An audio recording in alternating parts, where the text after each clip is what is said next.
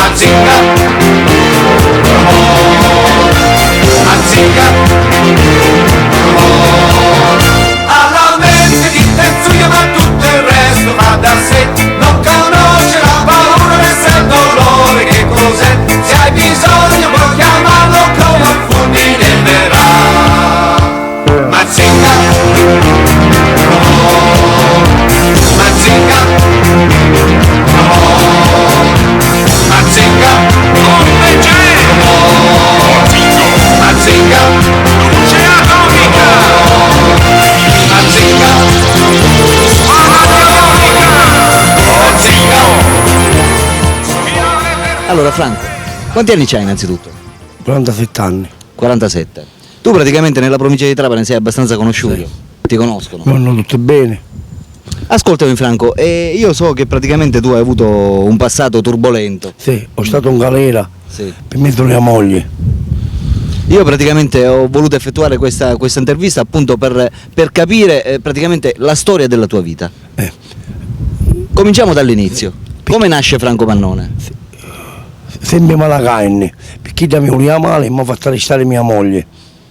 I miei figli mi hanno